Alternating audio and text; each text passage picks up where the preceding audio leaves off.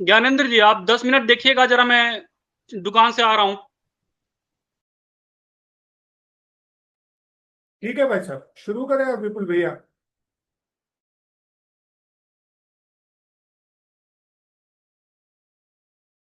आपकी आवाज नहीं आ रही विपुल जी, माइक अनम्यूट करिए। आज की जूम चर्चा में आप सबका स्वागत है। आज का जो विषय है वह है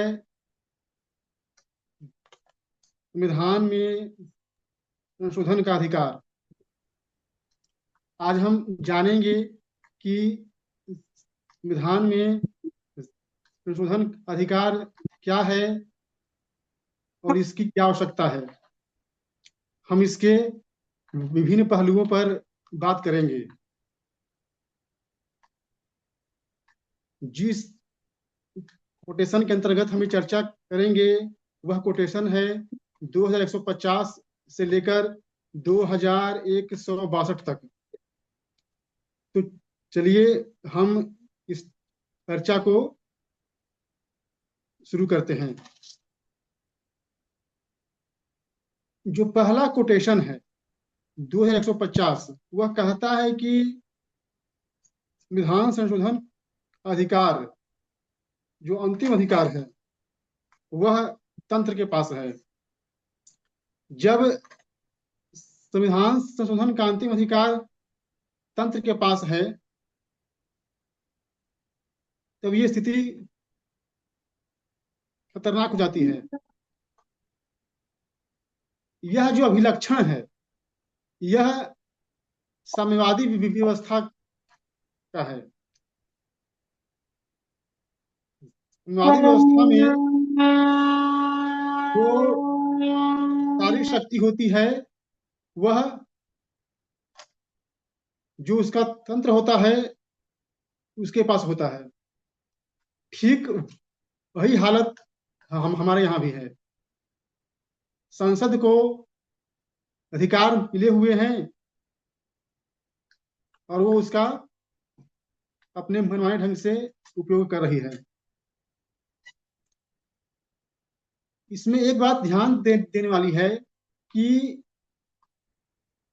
संविधान में जो समाज की भूमिका है उसको एकदम कम कर दिया गया है या खत्म कर दिया गया है।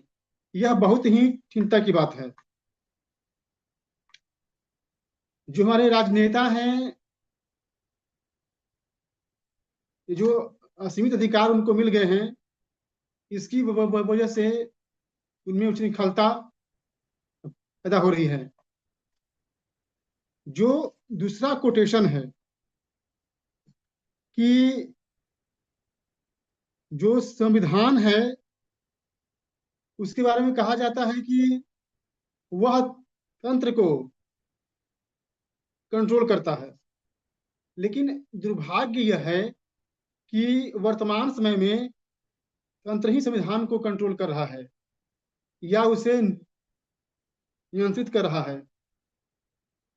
संविधान संशोधन के माध्यम से उसे असीमित अधिकार मिल चुके हैं और वह उसमें मनमाना संशोधन कर रही है।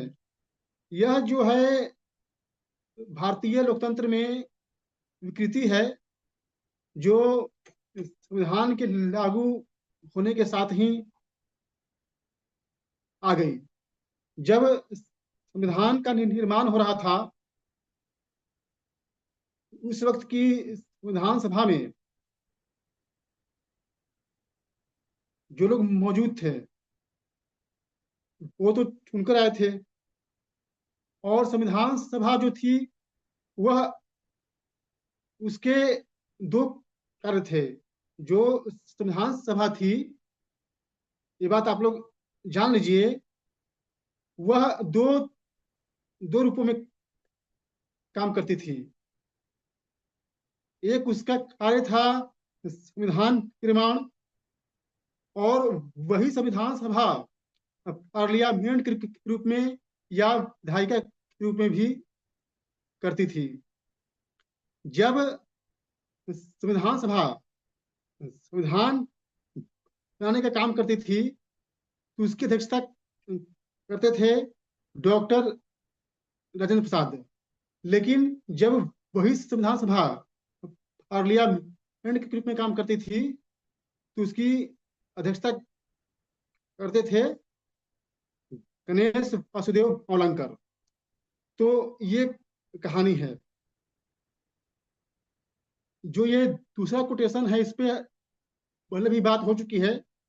बस इतना जान लीजिए कि कहने का मतलब ये है कि स्थितियां विपरीत हो चुकी हैं।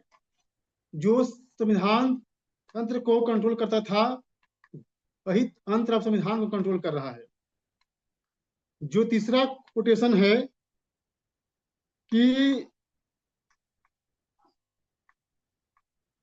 जो संविधान होता है वह एक इकाई के माध्यम से बनता है। जो संविधान होता है वह इकाई के माध्यम से बनता है और वही इकाई व्यवस्था का निर्माण करती है और वह इकाई संविधान बनाती है और संविधान का पालन भी करती है। लेकिन ये स्थिति अब बदल चुकी है और ऐसा कि आप जान रहे हैं कि जो तंत्र का संविधान पर नियंत्रण हो चुका है।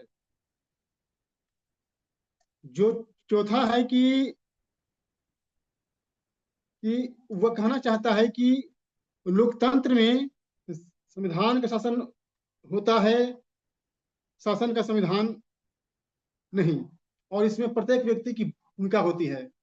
देखिए, इस बात पे हम पहले भी चर्चा कर चुके हैं। इसमें बस इतना ही मैं कहना चाहता हूं कि लोकतंत्र में जो संविधान होता है उसी के अनुसार देश या समाज चलता है। लेकिन आज के समय में स्थिति यह हो गई है कि जो शासन है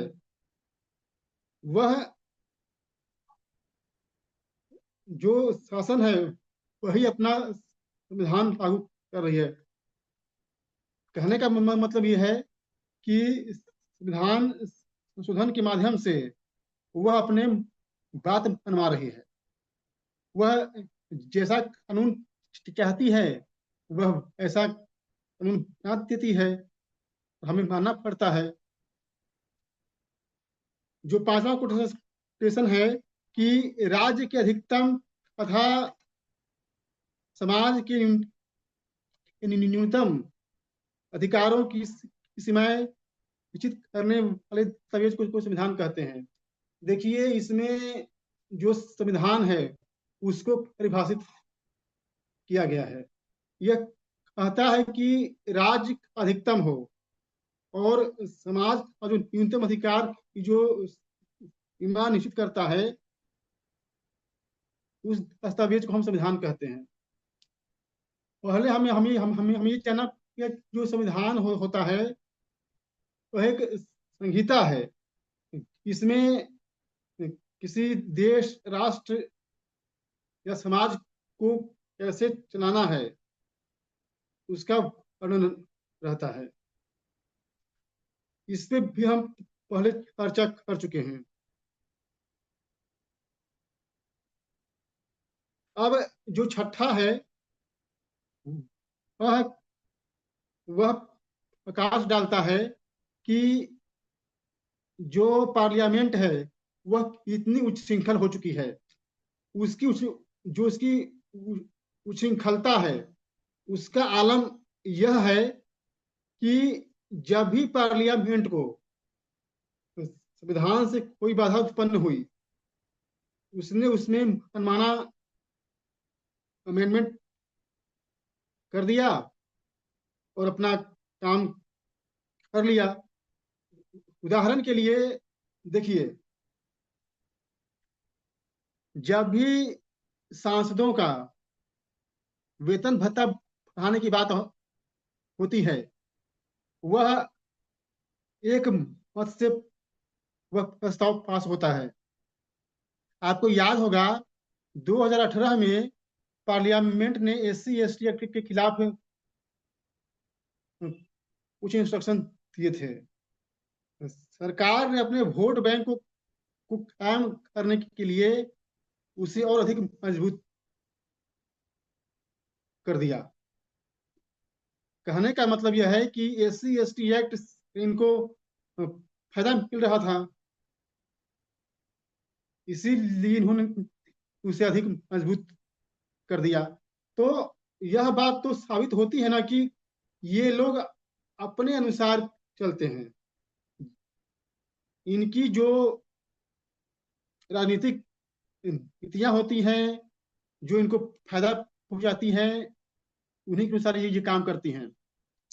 इनका जनता से कोई मतलब नहीं है, जनता के लिए ये काम नहीं करते हैं। हमको लगता है कि इतिहास में आज तक ऐसा अमेंडमेंट नहीं हुआ जो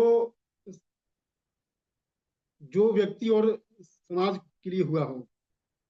अब अंतिम जो है वह सबसे मैंने रखता है, वह है कि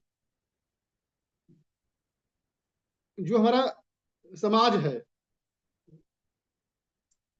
आजादी के बाद से उसको ऐसा समझा दिया गया है कि संविधान तो भगवान स्वरूप है, यह किसी आसमानी किताब के समान है, इसमें तो अमेंडमेंट हो ही नहीं सकता।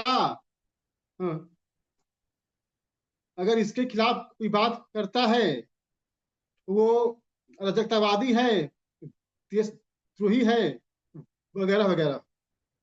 और इस बात को इतनी मुखरता के साथ इतना गहराई में डाल दिया गया है कि हमें तो लगता है कि कुछ ही ऐसे व्यक्ति हैं जो इस बारे में विचार करते हैं कि संविधान में बदलाव आवश्यक है या संविधान में कोई त्रुटि है। वरना संविधान के बारे में बोलना भी आज के समय में अपराध मान लिया गया है। और इसके पीछे जो हमारे राजनेता रहे, उनकी बहुत बड़ी भूमिका रही। इन राजनेताओं ने अपने स्वार्थ के लिए ऐसा माहौल बना दिया, इसका आज परिणाम यह है। आपको याद होगा जब मोदी 2014 में PM बने, उन्होंने जो पार्लियामेंट में जाकर अभिनय किया वह देखने लायक था। जब इस तरह की हरकत हमारे राजनेता करेंगे तो फिर संविधान ये सवाल उठाना बहुत मुश्किल हो जाता है। और एक बात और है, जो तंत्र है उसने उसने संविधान को गुलाम बना रखा है, और उस गुलाम को आम जनता के बीच में ऐसे उत्साहित करते हैं कि मानो वह कितना उनको प्यारा है, वह उसकी कितनी इज्जत करते हैं। लेकिन वास्तविकता यह है कि संविधान का उनके लिए कोई सम्मान नहीं है। और एक बात और है, जो लोग है, जो आम जनता है, उसके पास कुछ भी ऐसा नहीं है। अगर वोट देने का अधिकार को छोड़ दिया जाए तो उसके पास ऐसा क्या हथियार है कि वह तंत्र में अपनी बात रख सके। अगर वह एक बार वोट दे दिया तो 5 साल तक वह सत्ता में आ जाता है। ठीक है, आप उसे 5 साल बाद हटा सकते हैं, लेकिन 5 सालों में वह तो अपना काम कर लेगा। और दूसरी बात यह है कि आप अगर हटा भी देंगे तो अगली बार वो फिर आ जाएगा। उदाहरण के लिए गांधी परिवार ने इतने साल तक राज किया, आप तमिलनाडु में देखिए, 2 ही पार्टियां हैं और अल्टरनेट आती रहती हैं। तो फिर उसका मतलब क्या हुआ? जो लोग ये तर्क देते हैं कि हम उसको 5 साल में हटा सकते हैं, उसका मतलब क्या हुआ? वो फिर आ जाएगा। आपके पास कोई ऐसा उपाय है कि जो आदमी धोखेबाज साबित हो चुका है, जो गलत साबित हो चुका है, उसको हमें हमेशा के लिए बाहर कर दे? लालू प्रसाद यादव बिहार का वह चारा घोटाला में पाया गया। क्या आज बिहार की जनता के पास अधिकार है कि उसको हमें हमेशा के लिए बाहर कर दे? नहीं। तो फिर हमें इसकी ओर भी ध्यान देना पड़ेगा कि इन लोगों ने ऐसा कुचक्र तैयार किया है कि इससे निकलने का कोई रास्ता ही नहीं है। ये थी आज की बात जो मैंने आप सबके सामने रखा। आप लोगों ने मेरी बात को सुना, आप सबका धन्यवाद।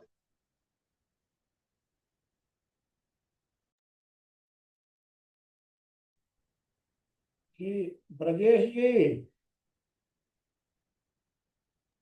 जी बाबा जी। आप ये बताइए कि आपको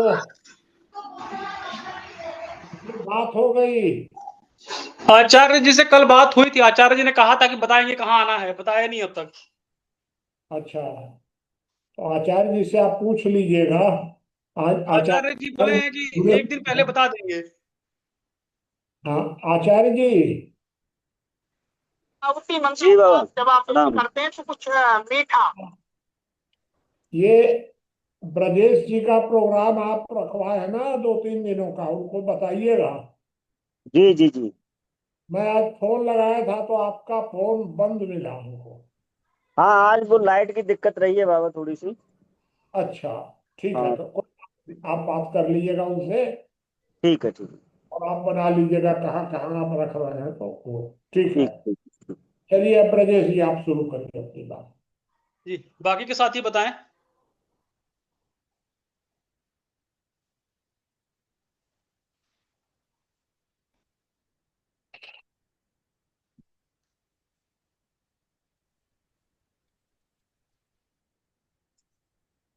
सभी साथियों को नमस्कार। जी बताइए माता प्रसाद जी। जी, जिस प्रकार से आज का विषय रखा, चूंकि बात पहले से भी इन विषयों पर चलती रही और बाबा ने बिंदुवार समझाया है कि हमारे तंत्र किस प्रकार से काम कर रहा है और क्या होना चाहिए। मुख्य बात है ये क्या होना चाहिए। सभी बिंदुओं में राज और लोक, माने लोक समाज की इकाई है और राजतंत्र की सर्वोच्च सत्ता है, जिसमें तीनों इकाइयां सम्मिलित हैं, कार्यपालिका, न्यायपालिका और विधायिका। संविधान बनाया वो ठीक बनाया, लेकिन प्रश्न एक है कि इस संविधान में जो सर्वोच्च पदों पर बैठे हुए संविधान के द्वारा जो नियुक्त मैनेजर हैं, उनकी रेस्पॉन्सिबिलिटी का निर्धारण ना करना, उनकी अकाउंटेबिलिटी निर्धारित न कर पाना, ये हमारे संविधान की एक बहुत बड़ी खामी है, कमजोरी है। दूसरी चीज, क्योंकि ये इसी के पर्दे में रह करके और जितनी भी विधायिका है वो सारे का सारा दोष मर देती है कार्यपालिका पर कि ये हम सही से काम नहीं कर रहे हैं, इसलिए काम नहीं होगा। उनमें भी उच्च पद पर बैठे हुए लोगों की जो जिम्मेवारी है, जो दायित्व है, उसका निर्धारण कोई नहीं करता है, आकलन कोई करता ही नहीं है। भाई समीक्षा होनी चाहिए किसी भी काम की, समीक्षा के लिए डिपार्टमेंट भी बना है, लेकिन उस डिपार्टमेंट को की अहम भूमिका ना मानते हुए समाज को, उस डिपार्टमेंट को छुपा लिया गया है समाज से। क्योंकि लोग किससे जवाब मांगे कि क्या हुआ, किस विभाग में या किस स्तर पर, किस संस्था में क्या हुआ, उसकी समीक्षा करके बताइए प्रतिफल क्या निकले, हमने जो नियम बनाए। तो उसके लिए, क्योंकि सभी डिपार्टमेंटों में ऑडिट होती है, लेकिन कभी किसी नेता की ऑडिट नहीं हुई, कभी किसी उच्च क्लास के जो अधिकारी हैं उनकी ऑडिट नहीं हुई, कभी न्यायपालिका की ऑडिट नहीं हुई पूरी की पूरी। आखिर क्यों, प्रश्न उठता है क्यों? इन सब के उत्तर में एक ही बात आती है, वो आती है नियत। अगर हमारी नियत ही खराब है तो हम नियम कैसे बना लें, क्या बना लें? उससे क्या होने वाला है? कुछ नहीं होने वाला है। जब तक कि नैतिक मूल्य सर्वोपरि नहीं होंगे, और नैतिक मूल्यों का सर्वोपरि होना समाज का सशक्तिकरण दिखाता है कि समाज सशक्त होगा तो ही नैतिक मूल्यों का पालन करने के लिए लोग बाध्य होते हैं।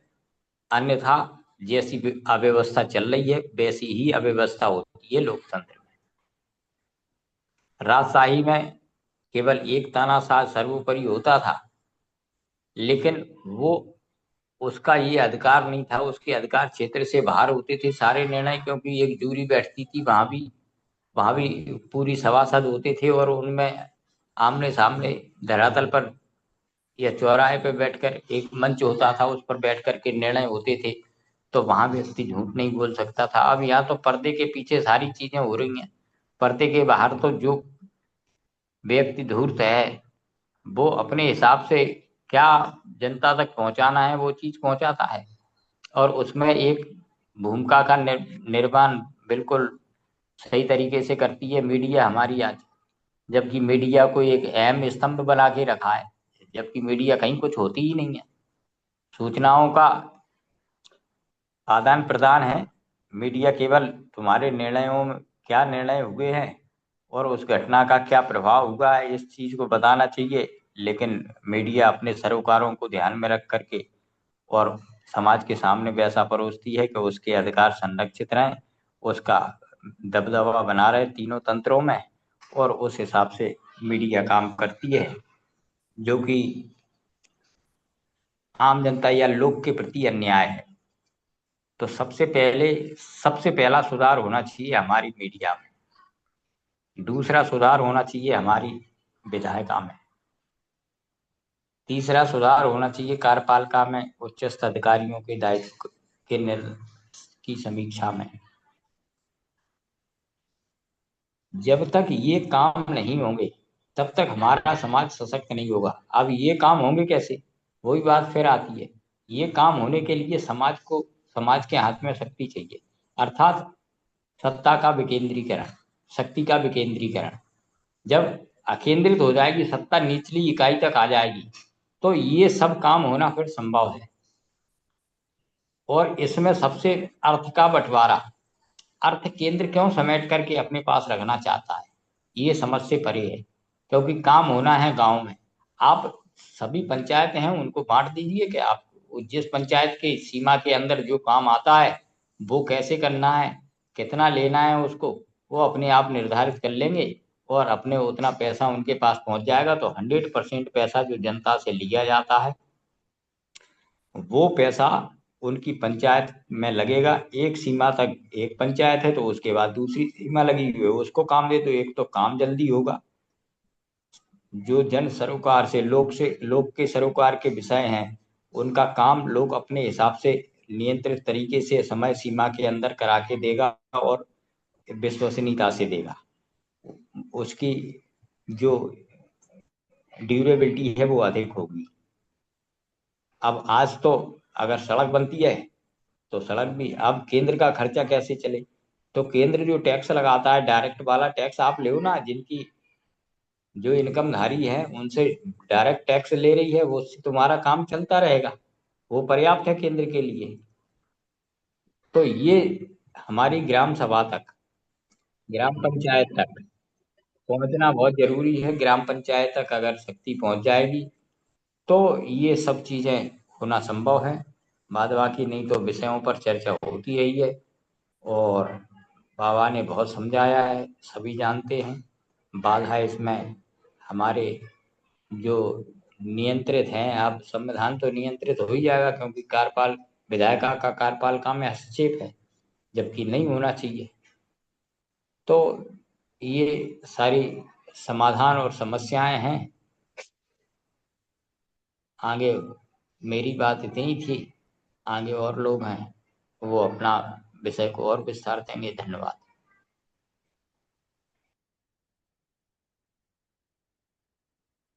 धन्यवाद।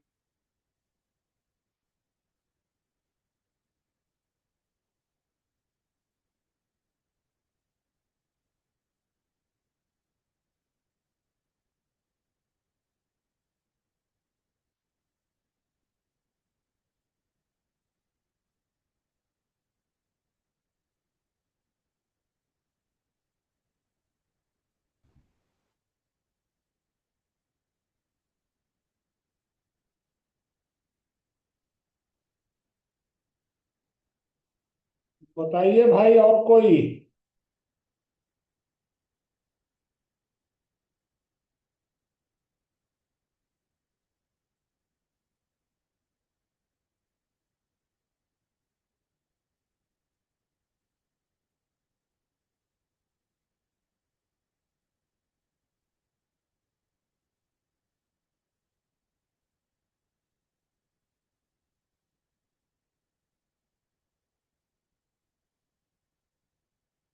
क्या ब्रजेश जी, आवाज नहीं आ रही है क्या आपकी?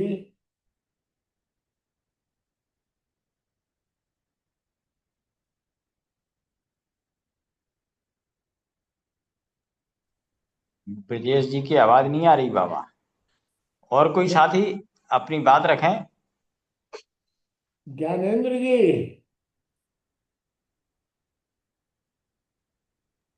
जी बाबा। ये ब्रजेश जी की आवाज नहीं आ रही है ना? हाँ बाबा, अभी तो नहीं आ रही। जुड़े तो हैं भाई साहब, लेकिन आवाज नहीं आ रही। बोल तो बहुत देर से रहे हैं, तो उनको आप बताइए तो। चलिए, अभी ठीक कर लेंगे तो आएगी। और कोई भाई अपनी बात रखे तब तक। पवनजय जी, बबलू भैया, माता प्रसाद जी ने बता ही दिया। आचार्य जी। मैं मैं कल सुन रहा हूँ, थोड़ी देर में रखूंगा। हाँ, ठीक। अ, ब्रजेश जी शायद ऑन नहीं किए हैं क्या अपना? ब्रजेश जी का माइक बाबा ऑन है, लेकिन आवाज नहीं आ रही है उनकी। अच्छा।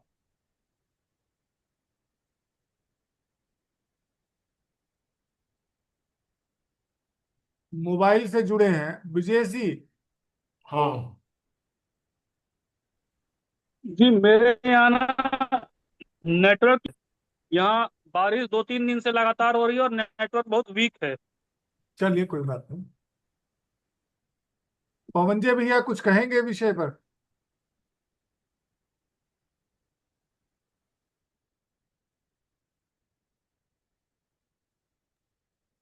मैं चलिए। अभी जस्ट जुड़ा हूँ, तो थोड़ा सा मैं सुनना चाहूंगा, फिर 10 एक मिनट बाद जो है बोलता हूँ। अच्छा, थोड़ा सा शुरू में मैं बता देता हूँ आपको, और फिर उसके बाद तो विषय पर पूरी चर्चा हो ही जाएगी फिर। आज आपने दिन भर में एक लोकतंत्र का नजारा देखा होगा।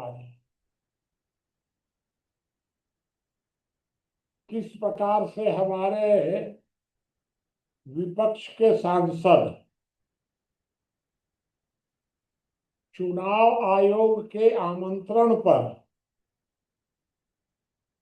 चुनाव आयोग से मिलने जा रहे हैं। चुनाव आयोग ने कहा है कि आप लोगों में से 220 में से 30 लोग आइए, हमसे चुनाव संबंधी आप अपनी शंकाओं पर चर्चा कीजिए। आपने देखा होगा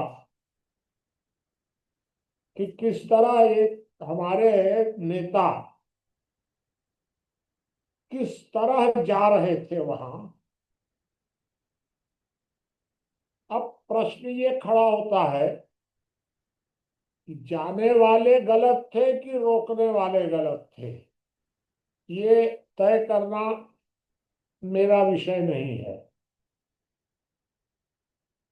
क्योंकि मैं यह बात जानता हूं कि न रोकने वालों को देश से कोई मतलब है, न जाने वालों को देश से कोई मतलब है। न रोकने वालों को समाज की चिंता है, न जाने वालों की चिंता है। दोनों को तो हराम का खाना है। जैसे कोई अगर नाटक में, मैंने देखा है रामानुजगंज में, खुद देखा हूं इसलिए बता रहा हूं, बड़ा अच्छा रामलीला में पात्र बने, युद्ध किए राम और रावण के बीच में, बहुत मजबूती से युद्ध किए और हम लोग प्रभावित भी हो गए और दर्शकों ने पैसा भी दिया, राम पर भी चढ़ावा दिया और कुछ रावण को भी मदद की। लेकिन जब वो रामलीला समाप्त हुई तब ये पता चला कि राम और रावण ये तो दोनों सगे भाई हैं।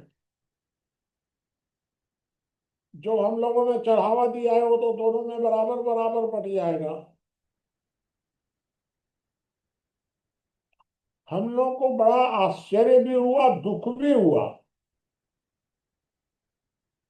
कि हम लोग इस प्रकार प्रभावित हो गए इनसे। अभी आपने माता प्रसाद जी ने बताया, मीडिया मीडिया कौन है उस रामलीला में?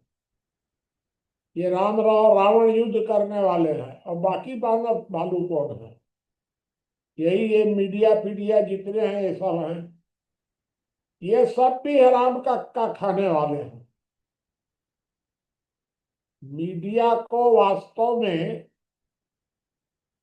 बहुत अधिक पैसा सरकार देती है और जो सरकार से नाराज होगा उनको विपक्ष देता है। और ये पैसा आता कहां से है? सब बात आप जान रहे हैं। तो आज आपने यह बात प्रत्यक्ष देखी होगी, दोनों को, दोनों गुटों को न संविधान से मतलब है, न चुनाव आयोग से मतलब है। जो सरकार होती है वो चुनाव आयोग का दुरुपयोग करती है, यह बात प्रमाणित है। अब भी आपने सुना होगा 1 घंटे पहले, तो सारे नाटक के बाद दिन भर तो नाटक चला, अभी 1 घंटे पहले कर्नाटक के एक मंत्री ने, कांग्रेस के जो सरकार में मंत्री हैं,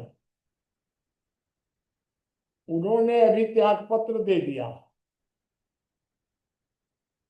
और त्याग पत्र का कारण उन्होंने क्या बताया?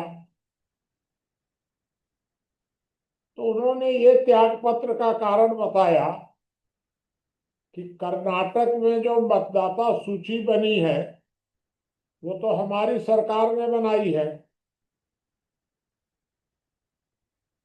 उन्होंने ये भी बताया कि यह मैं कह सकता हूं कि जाली मतदान हुआ है, यह भी कह सकता हूं। और चुनाव आयोग से यह सब कराने वाला कौन था? तो उसने बताया कि हमारी ही सरकार के लोग। और राहुल गांधी को बताने वाला कौन था? तो उसने बताया कि हमारी सरकार का विरोधी हमारी सरकार का एक गुट वहां मुख्यमंत्री का है और एक गुट मुख्यमंत्री के विरोधी का है, उप मुख्यमंत्री का। उप मुख्यमंत्री के लोगों ने राहुल गांधी को सारी बात बताई कि चुनाव आयोग ने ये किया है और हमारे लोगों ने ये सब किया है, ये दो दो तीन दिन मतदान कराया है। प्रमाण दिया राहुल गांधी को।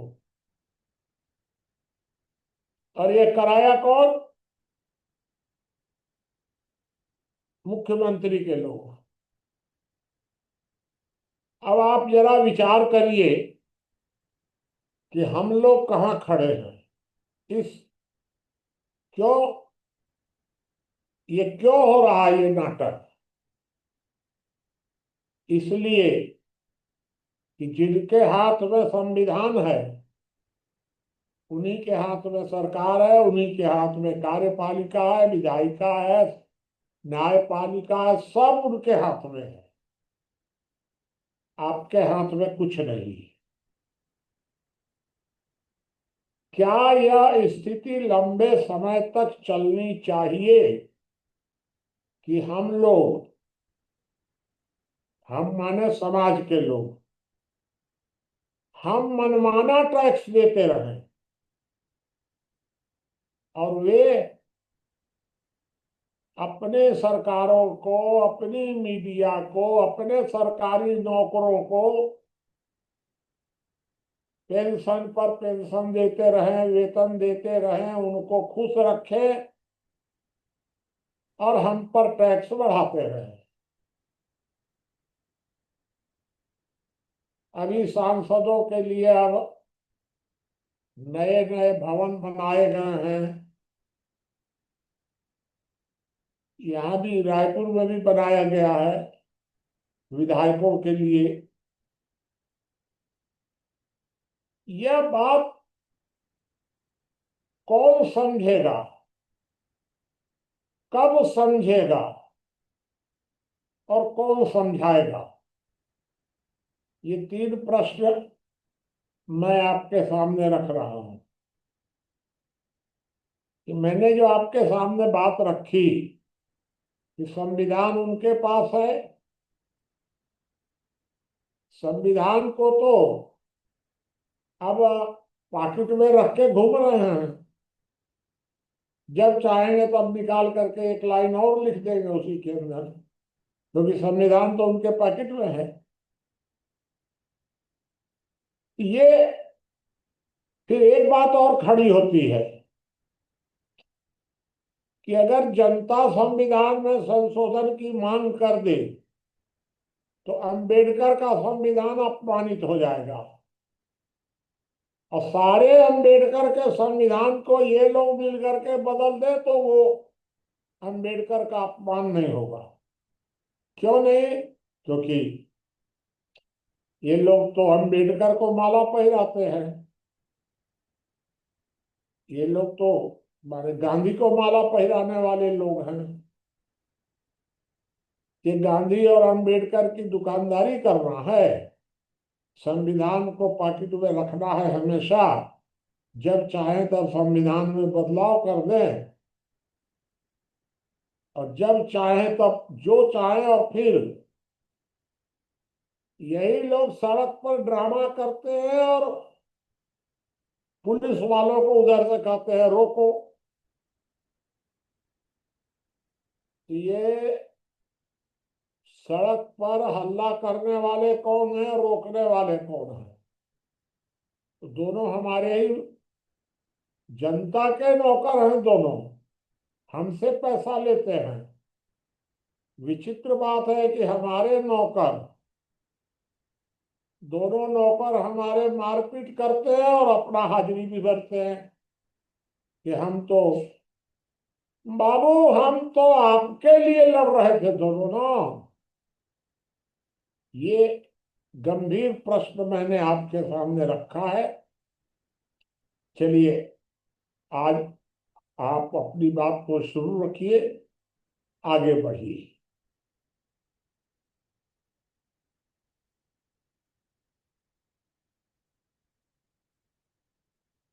देखिए, मैं थोड़ा सा बात रखना चाहूंगा।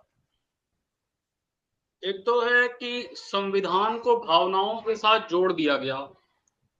जब हम लोकतांत्रिक व्यवस्था की बात करते हैं तो प्रश्न खड़ा होता है कि संविधान है क्या। तो यहीं पर जो है संविधान की परिभाषा भी दी गई है कि राज्य के अधिकतम और समाज के न्यूनतम अधिकारों की सीमाएं निश्चित करने वाले दस्तावेज को संविधान कहते हैं हम लोग। अब यहाँ एक गंभीर प्रश्न खड़ा हो जाता है कि भावना प्रधान जो लोग होते हैं उनमें विचार करने की क्षमता तो होती नहीं है, तो किसी न किसी महापुरुष का नाम लेकर के, किसी व्यक्ति का नाम लेकर के उसे जोड़ दिया जाता है। भले ही संसद जो है वो संशोधन कर ले, लेकिन इस देश की जनता को यह अधिकार नहीं है। जबकि वास्तव में देखा जाए तो यही एक कोटेशन है जो कहता है कि जो संविधान है वह तंत्र के लिए और उसके लिए, संसद के लिए तो बाध्यकारी है।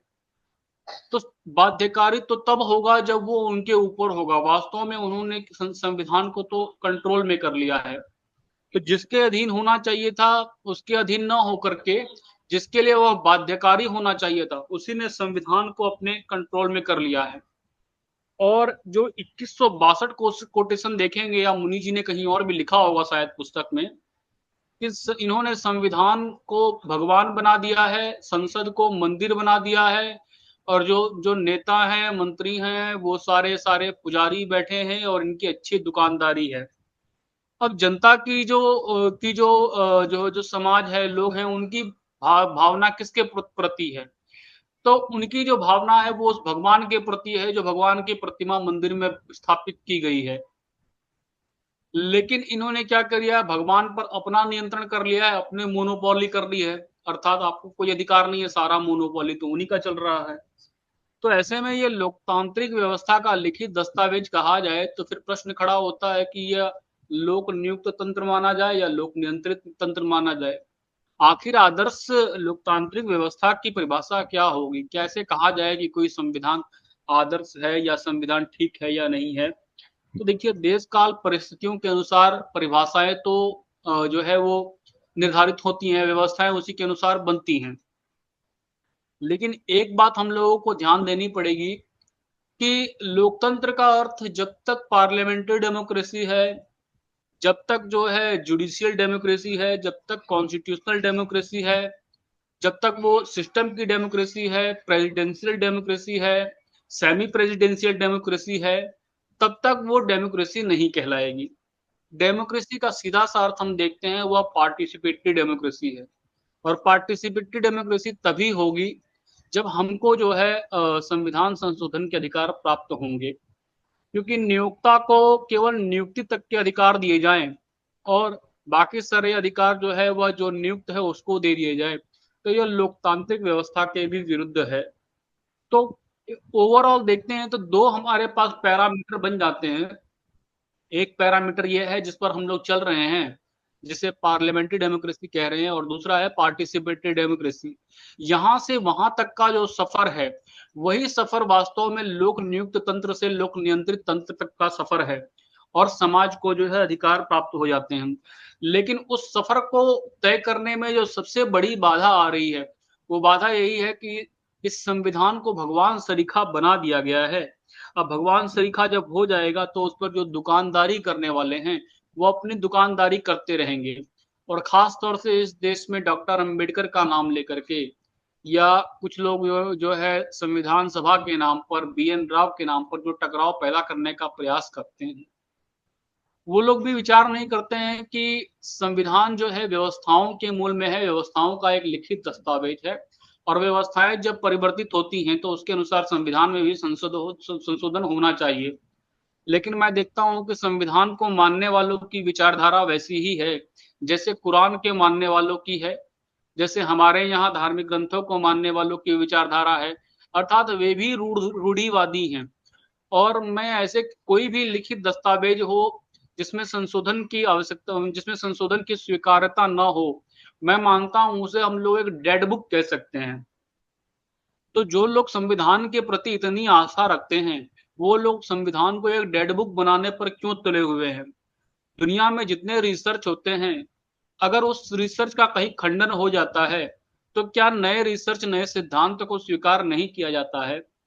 फिजिक्स में कोई सिद्धांत आज से 100 साल पहले आया होगा, और आज पता चलता है कि 100 साल के बाद किसी वैज्ञानिक ने तार्किक स्तर पर उसका खंडन कर दिया, तो क्या नए सिद्धांत को स्वीकार करने की आवश्यकता है या नहीं है? कभी हम लोगों ने देखा कि आइंस्टीन के कुछ सिद्धांत है, न्यूटन ने एक सिद्धांत दिया, और न्यूटन के सिद्धांत को बाद में देखते हैं तो आइंस्टीन ने उसमें चेंजेस किए। तो आइंस्टीन ने जब चेंजेस किए या फिर स्पेशल थ्योरी ऑफ रिलेटिविटी का सिद्धांत दिया, तो वहां पर बहुत सारे लॉज चेंज हो गए। तो जब विज्ञान में इतना स्वीकार्यता है कि वैज्ञानिक हमारे रूढ़ नहीं होते हैं, वह नए विचार को, नई सोच को, नए शोध को स्वीकार करने के लिए तैयार रहते हैं, तो हमारे समाज में ऐसी क्या समस्या है कि वह नए शोध को, नए विचार को स्वीकार नहीं कर पाता है? तो उसका कारण मुझे ये दिखाई देता है कि वो वैसा ही बना दिया गया है जैसे धार्मिक ग्रंथ हैं, अर्थात धार्मिक ग्रंथों को मानने वाले वह रूढ़ हो जाते हैं, भले ही उसमें कुछ भी लिखा हो, लेकिन जब आस्था बन जाती है तो आस्था प्रधान लोग उसमें छेड़छाड़ नहीं करने देते हैं। यही बात हमारी संसद भी समझती है। और वो उन्होंने जो अपना वोट बैंक बनाया हुआ है, तो जो हम मेजोरिटी देखते हैं देश की, या बाहुल्य कहा जाए, बहुल संख्यक है, या जो अधिकांशता लोग हैं वो भावना प्रधान होते हैं। जब तक उन्होंने समझदारी नहीं आएगी, ये सोच डेवलप नहीं होगी, और उनके अंदर यह भावना नहीं भरी जाएगी कि हम लोगों को बाकियों की तरह रूढ़ नहीं होना है, हम लोगों को बाकियों की तरह जो है अपने संविधान को, अपनी व्यवस्था के लिखित दस्तावेज को डेड बुक नहीं बनाना है। जब तक उसको आप डेड बुक मान करके चलेंगे, तब तक वह समस्याएं पैदा करता रहेगा। जैसे कुरान जो है वो एक डेड बुक की तरह हो गई है, जिसमें संशोधन की कोई गुंजाइश नहीं रह जाती है, भले ही वो पूरी दुनिया में आतंक मचा दे। वैसी ही स्थिति हमारे यहाँ संविधान की है, भले ही कितनी अव्यवस्थाएं फैल जाएं, भले ही इस देश में लॉ एंड ऑर्डर ठीक से चले या ना चले, आर्थिक असमानता बढ़ती चली जाए, लेकिन फिर भी उसमें परिवर्तन के लिए कोई जो है तैयार नहीं है। और सबसे मजे की बात यह है, जिसका शोषण हो रहा है वही तैयार नहीं है। जैसे आपका पुजारी जो है अगर भक्तों का शोषण करने लग जाए, तो भक्त ये स्वीकार करने को तैयार नहीं है कि उसका शोषण हो रहा है, क्योंकि उसकी तो आस्था जो है भगवान के प्रति है। उसे ये नहीं पता है कि उस भगवान को कैप्चर किसने करके रखा हुआ है। तो जब तक वह भगवान स्वतंत्र नहीं हो जाता है, अगर जो भक्त हैं उस भगवान से मिलने के लिए अगर पुजारी पर निर्भर हैं, और वही आपको मुक्ति दिलवाने वाला है, तब तक तो बिचौलिया जो रहेगा, बिचौलिया तो हमेशा आपको मूर्ख बनाने का काम करता रहेगा। और ये संसद की स्थिति या हमारे जो व्यवस्था की स्थिति है, वो बिचौलिए के जैसे ही, उस बिचौलिए ने उसको सब कुछ नियंत्रित कर रखा है, वो हमको अधिकार देना ही नहीं चाहता है। और उसने ये घोषित कर दिया है कि आप इस योग्य है ही नहीं, जो योग्यता है, जो क्षमता है वो मेरे भीतर है। तो इसे हम आदर्श लोकतंत्र नहीं कहेंगे, हमको पार्लियामेंट्री डेमोक्रेसी से पार्टिसिपेटरी डेमोक्रेसी का एक सफर तय करना है। हमको जो है पार्शियल कॉन्स्टिट्यूशन से आइडियल कॉन्स्टिट्यूशन का जो एक सफर तय करना है, तब जाकर के वास्तव में एक लोकतांत्रिक व्यवस्था हमको मिल सकती है अच्छी। बाकी के साथी अपनी बात रखेंगे जी। धन्यवाद।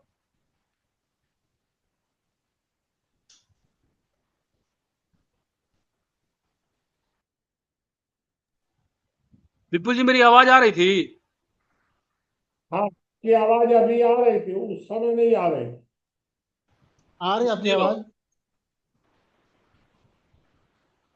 साफ आई है।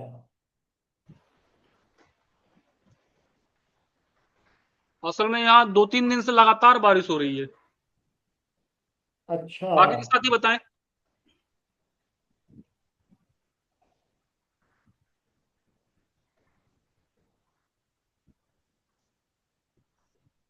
आपको एक बात और बता दें कि हमारे यहाँ रायपुर क्षेत्र में इस साल बहुत मामूली पानी गिरा है, पानी नहीं गिरा है।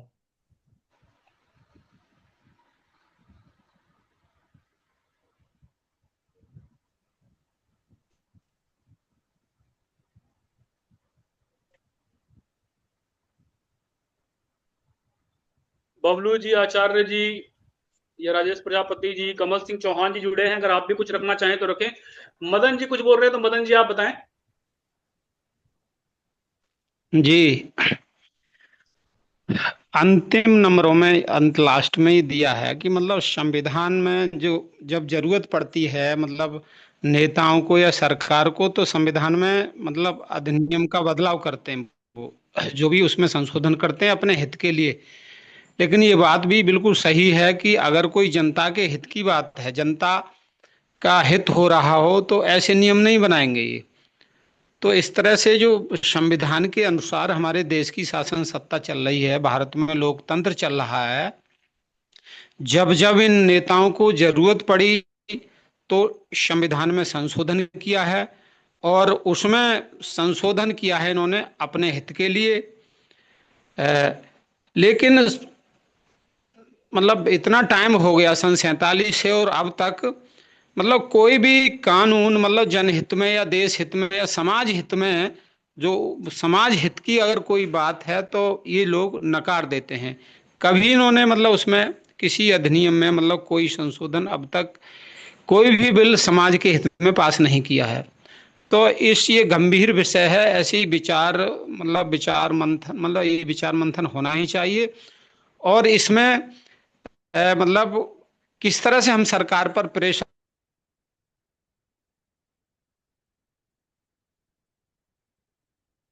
दबाव डालें, जो मतलब संसद में जो समाज के हित का कार्य है उसमें मतलब बदलाव किया जाए, उसमें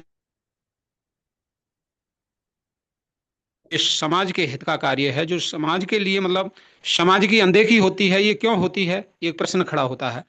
तो ये नेता कभी नहीं चाहते हैं कि समाज आगे बढ़े और समाज का भला हो।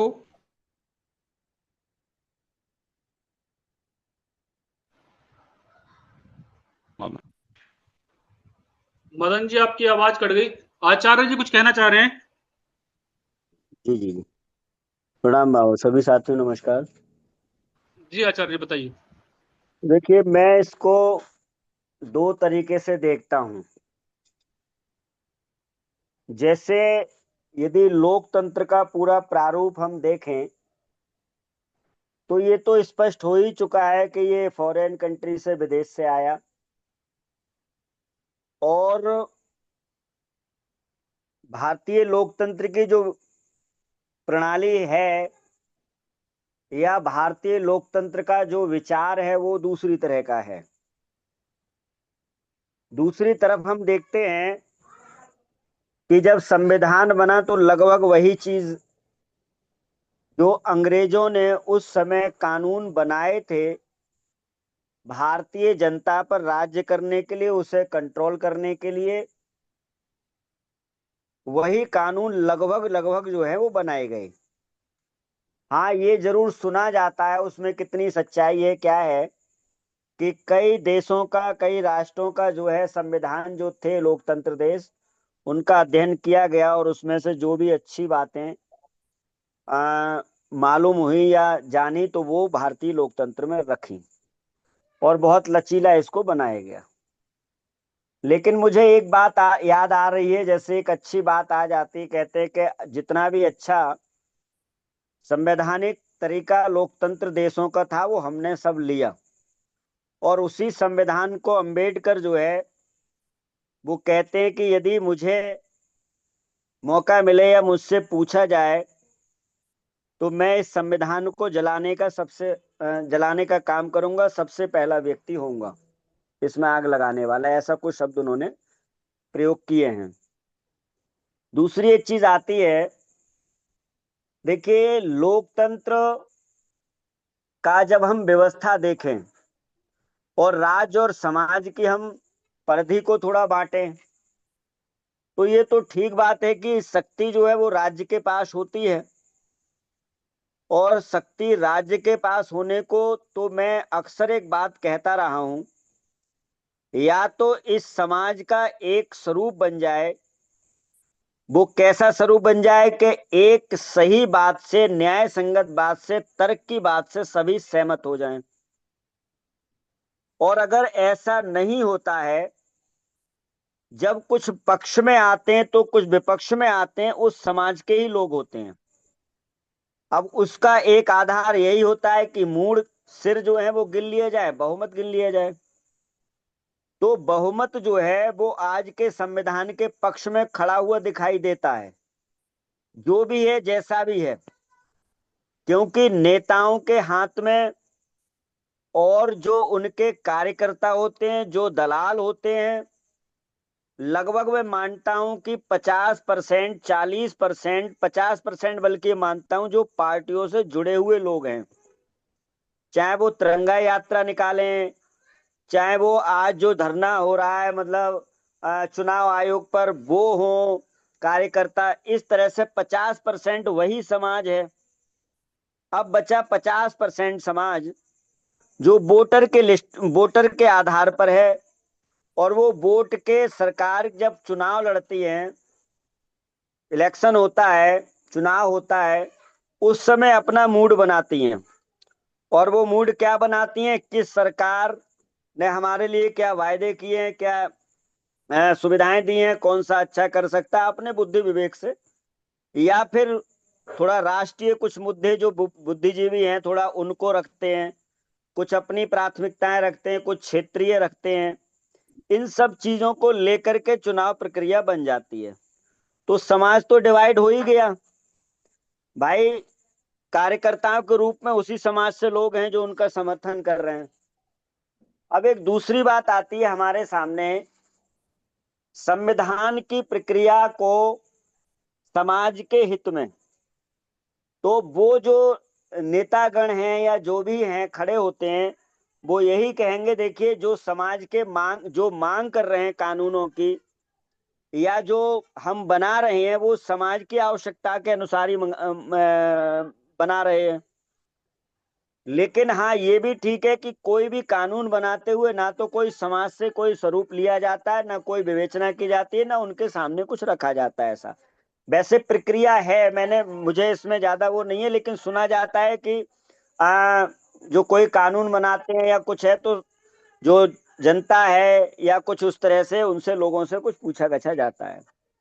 दूसरी बात यह है कि हमारा संविधान नेताओं के हाथ में तो है ही है, पब्लिक में जो है वो लगभग लगभग वकील हर गांव में 2 4 4 6 मिल जाएंगे, एडवोकेट जिनको हम कहते हैं, उनके हाथ में भी संविधान की पूरी प्रक्रिया है। मेरी कई वकील लोगों से बात हुई है, और जो कई अच्छे संस्थाएं चला रहे हैं उन लोगों से बात हुई है। जैसे कई बार हरीश राठौर जी जुड़े थे और हम लोग मिलने भी गए थे बदायूं उनके कार्यालय में। एडवोकेट हैं वो और अच्छे वकील हैं। तो वहां पर उन्होंने कहा कि हम संविधान के बदलने के पक्ष में बिल्कुल नहीं है, लेकिन हाँ सुधार के पक्ष में हैं, और कैसे व्यवस्था सुधार हम चाहते हैं, संविधान का सुधार नहीं चाहते हैं। अब वहां एक समस्या खड़ी हो गई, वो समाज से ही है, वो एडवोकेट है वो, और बोले देखिए हम लोगों ने उसकी पढ़ाई की है, हम लोग उसको जानते हैं, उसकी बारीकी आप लोगों को पता नहीं है। आखिर हमें कहना ही पड़ा कि हाँ भाई ठीक है, ये तो वकील साहब बात सही है, हम लोगों के पास कोई डिग्री तो है नहीं संवैधानिक रूप से, आपके पास डिग्री है तो आपकी ये बात तो हमें माननी पड़ेगी। तो आप बारीकियों को नहीं जानते हैं, इसलिए आप ऊपर की जो बातें हैं वो करते हैं। दूसरी बात ये कहती है कि व्यवस्था सुधार के पक्ष में हम जरूर हैं, भ्रष्टाचार को कैसे रोका जाए और जनता की जवाबदेही कैसे हो किसी अधिकारी के पक्ष में। कोई अधिकारी आता है, वो खड़ा होकर के जो है संविधान का पक्ष लेकर के जो है कोई बात कह देता है, और जनता उसको जवाब नहीं दे पाती है। तो वो चीज जो है, अधिकार जनता के लिए मिले हैं कुछ इस तरह के, वैसे होंगे कुछ ना कुछ राइट्स, लेकिन समाज में जो छोटा व्यक्ति है जो अपनी दिनचर्या रोजी रोटी में लगा रहता है, उसे कहाँ इतनी मतलब फुर्सत है और कहाँ उसको अपने जानने की इच्छा प्राप्त होती है। कभी 10-5 साल में कोई ऐसा उसके सामने केस या कुछ ऐसा आता है तो वो वकील को ढूंढता है, वकील पक्ष उसका रखता है। तो ये पूरा जो है वो एक कैप्चर है वकीलों के द्वारा, जजों के द्वारा, जैसा कि बताया गया। लेकिन मैं एक दूसरी बात और कहकर के अपनी वाणी को विराम देता हूं। देखिए संविधान का जो वर्तमान ढांचा है, इसमें एक ही हम लोग चर्चा तो कर ही रहे हैं, बाबा ने कहा भी है कि ये चर्चा तक सीमित है। ये बिल्कुल सही है कि यदि संविधान के परिवर्तन की हम लोग बात करेंगे तो इसी समाज से एक बहुत बड़ा वर्ग हमारे सामने खड़ा हो जाएगा विरोध में, जैसा कि विपक्ष के रूप में हम देख रहे हैं। और पिछले जो सीटें कम हुई थी वो एक ही कारण था कि संविधान को 400 पार हो गई तो संविधान को बदल देंगे, ये कर देंगे, वो कर देंगे। हमें सबसे पहले यही है कि जो संविधान की समाज को अफेयर करने के लिए, समाज की जागृति के लिए ही जो है वो एक कार्य और एक प्रश्न, मेरी अपनी सोचिए कि एक प्रश्न हम समाज के सामने जरूर रखें कि संविधान को बनाने के लिए एक संविधान सभा उस समय नियुक्त हुई थी, उस संविधान सभा को भंग क्यों किया गया? क्योंकि भंग करने के बाद वो सारी प्रक्रिया नेताओं के पास आ गई, संसद के पास आ गई। अब हम विचार ये करें कि जो नेता वर्तमान में जो कोई सरकार हो या आएगी तो वो कहीं ना कहीं अपने कानून व्यवस्था को अपने वोट बैंक के आधार पर बनाएगी। तो क्या एक स्वतंत्र संविधान सभा नहीं होनी चाहिए? ये प्रश्न समाज के सामने रखा जाए, जो स्वतंत्र रूप से जो है वो उस पर चिंतन करे, मनन करे, और उसका कि भाई ये समाज के हित में है या नहीं है।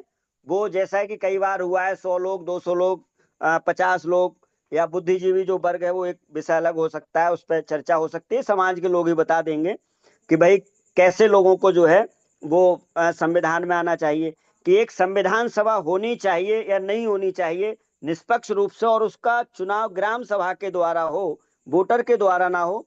तो मैं समझता हूं समाज के और जो जनता है उसके दिमाग में ये कॉन्सेप्ट बनेगा, एक विचार कि भाई बात तो ठीक है, और इस पे आप लोगों की अपनी सोच जो है वो जो भी हो तो वो आप परामर्श दे सकते हैं, कर सकते हैं। लेकिन एक संविधान सभा होनी चाहिए या नहीं होनी चाहिए, या स्वतंत्र रूप से जैसा कि जो पार्टियां, दल कानून बनाते हैं हम लोगों के लिए वो ही चलने देना चाहिए, तो समाज से क्रिया प्रतिक्रिया आएगी। और इसका बहुत अच्छा हम लोगों के लिए विचार में भी हम लोगों के जो है वो मदद मिलेगी। उस पर हम अपनी ट्रेजरी बना सकते हैं, अगले और मतलब योजना बना सकते हैं। तो ये बहुत अच्छा रहेगा जी। धन्यवाद। धन्यवाद आचार्य जी। बाकी के साथी बताएं। सभी बंधुओं को नमस्कार। जी बताइए पवन जी। राजनीतिक दलों के पास अपनी व्यवस्था है जिसके जरिए वो सत्ता तक पहुंचते हैं और जब चाहते हैं तब संविधान में बदलाव करते हैं। और बाबा जी के बात से मैं पूरी तरह सहमत हूँ। वो जनता के लिए नहीं करते, अपने लिए करते। और जब कोई ऐसा राजनीतिक व्यक्ति जो जनता के लिए कुछ परिवर्तन करना चाहता है तो उसको ऐसी दिशा दे देते हैं कि जैसे कि इसके निर्माता डॉक्टर भीमराव अंबेडकर के जो लोग अनुयायी हैं, जो इससे कुछ न्याय पाए हुए हैं, उन लोगों को ढाल बना देते हैं, जिससे डर कर लोग पीछे हो जाते हैं कि जनता के हित में कुछ परिवर्तन ना होने पर। जनता भी अपना तरह तरह से सोचती रहती है। बिना व्यवस्था की जनता निरीह बनी रहती है। उसका हाल वो रहता है जैसे हमारे यहाँ गांव देहात में कहावत है कि हलवाई के मिठाई देखे कुकुरे के छाती फाटे।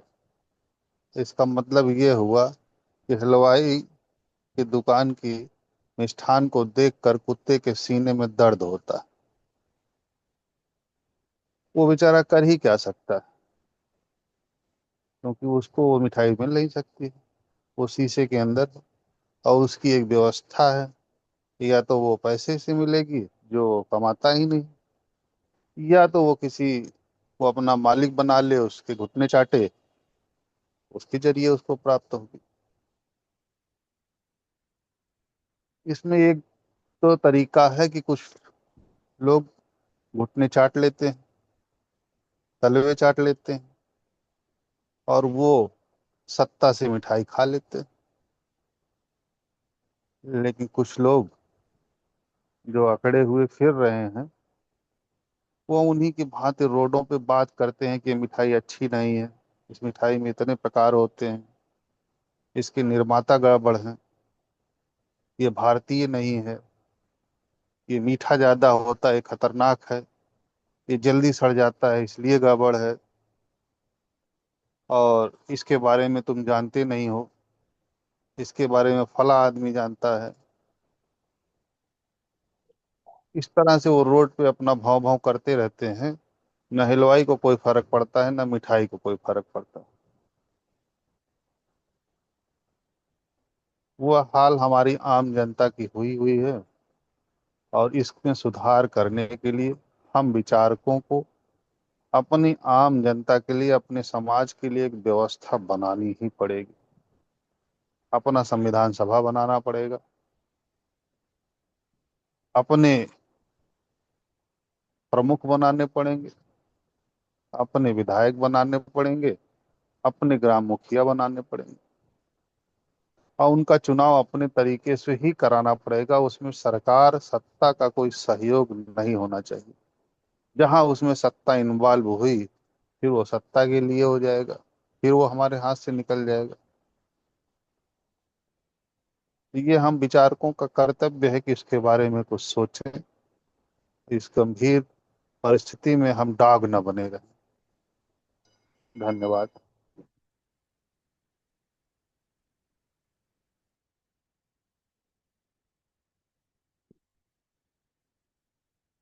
बाकी के साथी बताएं।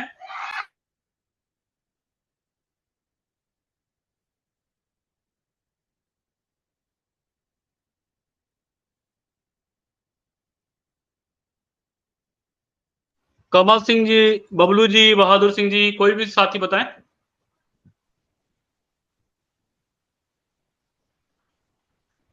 वैद्यराज जी, आप कुछ कहना चाह रहे हैं?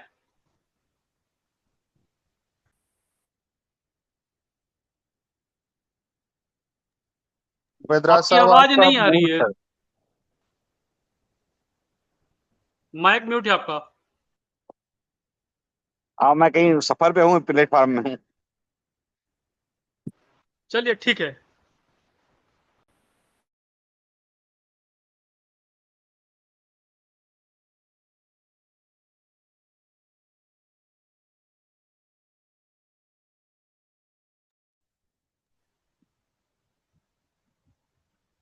चलिए नरेंद्र जी, आप कुछ कहना चाहेंगे? नरेंद्र जी या सोहन जी कुछ रखना चाहें तो रख सकते हैं। चलिए, मैं अच्छा 5 मिनट और बता देता हूँ आपको। जी बाबा जी। एक बात तो मैं आपको एक जानकारी देना चाह रहा हूँ कि आज से करीब 2-2.5 वर्ष पहले मैं हर महीने की 1 तारीख को ज्ञान कथा करता था। शायद कुछ लोगों को याद होगा। हर महीने की 1 तारीख को, और ये क्रम 8 महीने चला था। उसके बाद मेरी तबीयत खराब हो गई, और फिर कमजोरी आ गई, और जो हुआ सब आप लोग जानते हैं। फिर हमको बॉम्बे जाना पड़ा, फिर दिल्ली गए, और जो भी हो गया। अब ये 2-2.5 वर्ष के बाद मैं अभी स्वस्थ अनुभव कर रहा हूं। तो मैंने आज ज्ञानेंद्र जी से चर्चा की है कि अब मैं हर 1 तारीख को रात को 8 बजे से वही 9 बजे तक 1 घंटे में ज्ञान कथा शुरू करूंगा फिर से। और 9 से 9:30 तक आप लोग उस पर चर्चा कर सकते हैं, प्रश्न कर सकते हैं, जो भी करेंगे। ये मैं आपको जानकारी देना चाह रहा था। इस बारे में अगर कोई बात और आप पूछना चाहेंगे तो आप पूछ लीजिए, और फिर उसके बाद फिर आगे चर्चा करेंगे। हर महीने की 1 तारीख में सोचा हूँ, लेकिन अगर आप लोग डेट बदलना चाहेंगे तो बता सकते हैं, हम उस तारीख को फिक्स कर दें।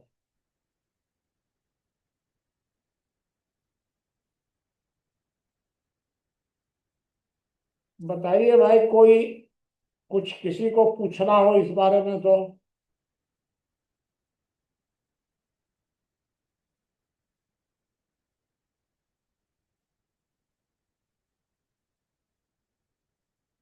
चलिए आज की चर्चा पर। आपकी हाँ, कथा जरूर सुनना चाहेंगे बाबा जी को, तारीख फिक्स कीजिए। क्या चीज? वैद्यराज जी आप बताइए। नहीं, आपकी ज्ञान कथा मैं भी सुनना चाहूंगा। आप तो पहले भी सुने होंगे कुछ। बाबा जी पहले हम लोगों ने सुना है ज्ञान कथा। आप तो सुने होंगे और वैद्यराज जी भी सुने होंगे उस समय। हाँ, मैं भी सुना जी हूँ पहले भी। वैद्यराज जी भी सुने हैं। हाँ, कुछ सुने हैं, लेकिन फिर भाई वो कथा कहने के बाद कुछ दिनों के बाद मैं बीमार पड़ गया। तो बीमार पड़ने के बाद बंद हो गया, तो बंद हो गया, फिर शुरू नहीं कर पाया मैं। अब मैं सोचता हूँ कि एक बार और शुरू करके देखता हूँ, और जो रामानुजगंज में कार्यक्रम है 12 फरवरी 12 से 16 तक, वहां भी मैं कोशिश करूंगा कि 5 दिन एक एक घंटे की मैं वहां भी ज्ञान कथा रखूं। बाकी तो सारा प्रोग्राम आप लोग रखेंगे ही यज्ञ का। कोशिश करूंगा, अभी देख लेंगे।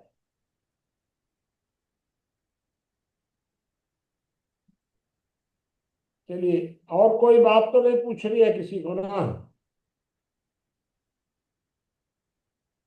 अभी जो विषय आया, एक बात पवनजय जी ने रखी, एक आचार्य सुनील देव जी ने रखी। दोनों बातों में दम है और दोनों अलग अलग हैं। मामला ये है कि सुनील देव जी को जाना पड़ता है आम जनता के बीच में रोज। आम जनता जो है इस प्रकार के कठिन विषय संविधान के मामलों में आम जनता न तो समझना चाहती है, न उसके बारे में कुछ इंटरेस्ट है। तो सुनील देव जी को ये संविधान वाला विषय वहां रखना ही नहीं चाहिए। हम लोग जो चर्चा कर रहे हैं ये संविधान पर, ये तो विचारकों के बीच में कर रहे हैं। हम आपको यह बात नहीं कह रहे हैं कि आप जब ज्ञान केंद्र में जाएं तो वहां आप ये चर्चा करें। ज्ञान केंद्र का विषय नहीं है। ज्ञान केंद्र के तो 3 ही विषय हैं, मैं आपको स्पष्ट कर दूं। एक मामूली सा विषय है कि भाई संविधान संशोधन में ग्राम सभाओं की भी भूमिका होनी चाहिए, बस। और साथ में जुड़ा हुआ है कि ग्राम सभाओं को 29 अधिकार मिलने चाहिए। 29 अधिकार पर ज्यादा चर्चा होगी। और संविधान संशोधन में ग्राम सभाओं को भूमिका दी जाए। वहां तो हमको और कोई हम लोग जो बैठकर रोज चर्चा करते हैं, ये चर्चा तो वहां जानी नहीं है उसमें, क्योंकि ये वहां का विषय नहीं है। पवनजय जी ने जो बात कही है वो ठीक है एकदम। तो हम लोग जो आपस में चर्चा कर रहे हैं, अगर हम लोग इस विषय पर नहीं चर्चा करेंगे तो कौन करेगा?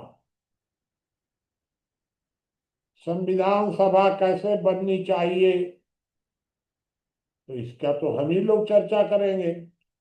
क्योंकि एक बात आप ये मान करके चलिए कि जब हम लोग कुछ माइंड सेटअप बनाएंगे।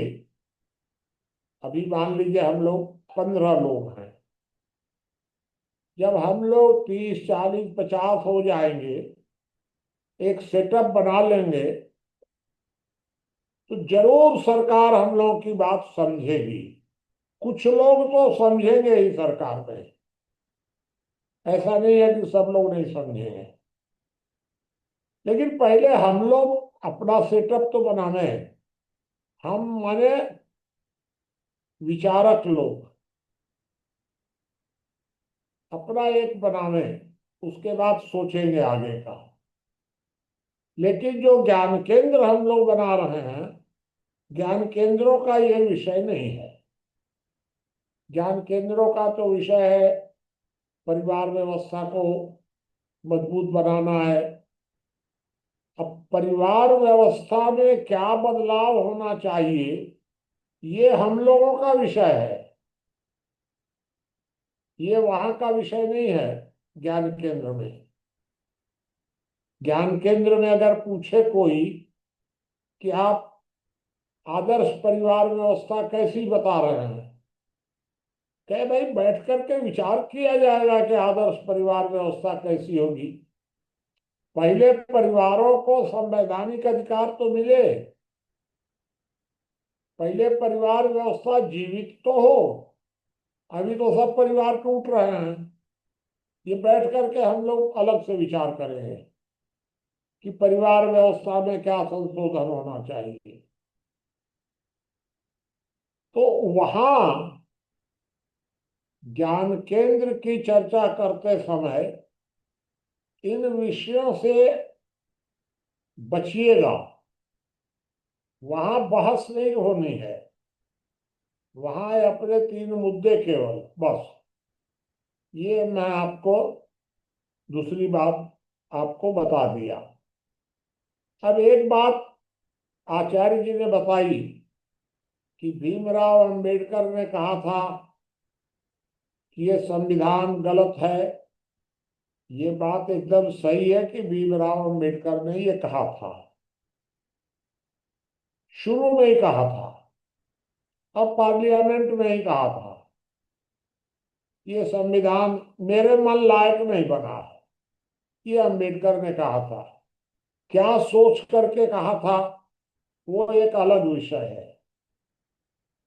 अंबेडकर इस बात को नहीं कह रहे थे कि यह संविधान जनता के लायक नहीं है। अंबेडकर इस बात को नापसंद कर रहे थे कि वे जैसा संविधान चाहते थे। भाई अंबेडकर हिंदू कोड बिल वाली बात को उसमें लाना चाहते थे उस समय, और जब हिंदू कोड बिल वाली बात वो लाना चाहते थे संविधान में, तो सब लोगों ने रिजेक्ट कर दिया अंबेडकर को। अंबेडकर दुखी हुए, चलिए कुछ, खैर जो भी हुआ, मतलब संविधान लागू हो गया। लागू होने के बाद फिर से अंबेडकर ने हिंदू कोड बिल पर जोर दिया, और नेहरू जी और अंबेडकर ने मिलकर के हिंदू कोड बिल का प्रस्ताव रख दिया, और वो प्रस्ताव इन लोगों ने पास करा दिया। वो राजेंद्र बाबू ने रोक दिया, कहे नहीं, इस पर फिर से विचार करिए। तो नाराज होकर के अंबेडकर ने रिजाइन कर दिया। क्यों साहब, ये हिंदू कोड बिल को कैसे नापास कर देंगे, क्यों रोकेंगे, ये तो हमारे लिए प्रतिष्ठा का सवाल है। इन्होंने रिजाइन कर दिया, और रिजाइन कर दिया तो ये फिर चुनाव लड़ गए, चुनाव लड़ गए तो हार गए। यही तो कहानी है पूरी की पूरी। क्योंकि भारत की आम जनता हिंदू कोड बिल नहीं चाहती थी, अंबेडकर और नेहरू चाहते थे। तो अंबेडकर चुनाव हार गए, और फिर बाद में नेहरू जी ने घुमा फिरा करके थोड़ा कुछ लोगों को पैसा वैसा भी दिए, वो भी हमको मालूम है। लेकिन कितनी चर्चा करेंगे हम लोग आपस में।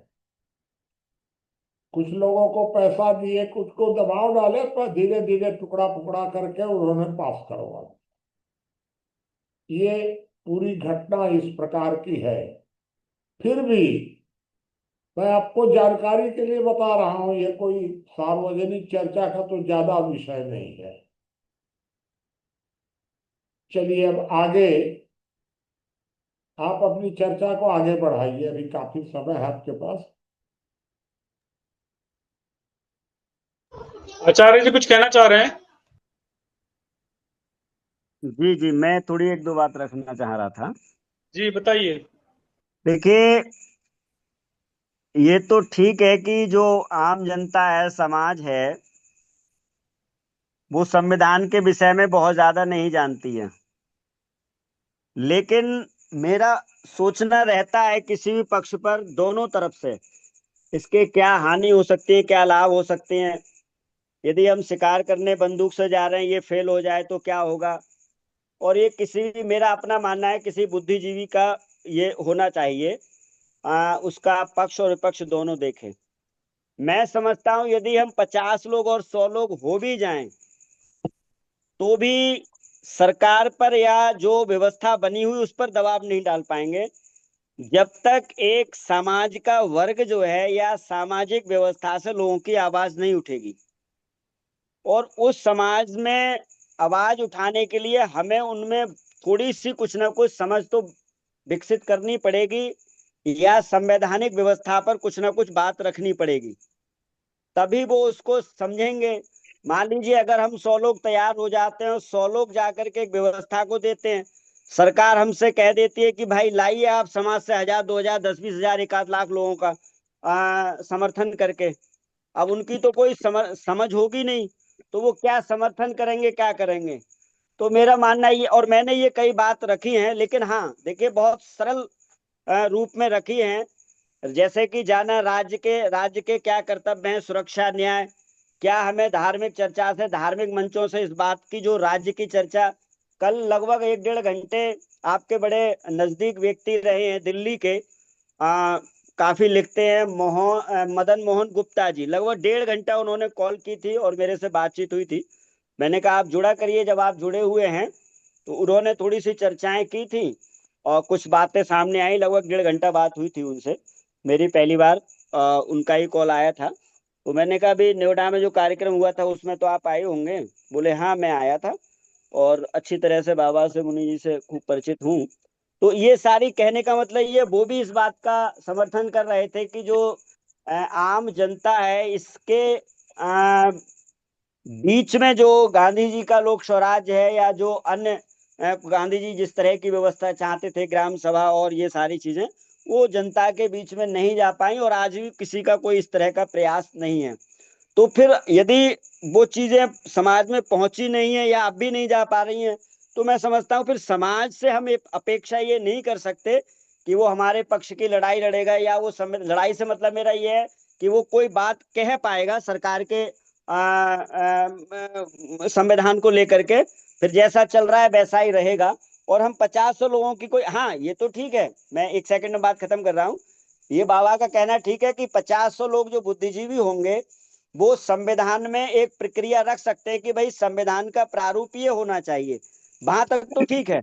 लेकिन केंद्र सरकार में पुनः कह रहा हूं, यदि ये कह देती है कि आप समाज का समर्थन लाइए, हम इसको मान्यता दे देंगे, तब समर्थन कैसे जो है वो बनेगा।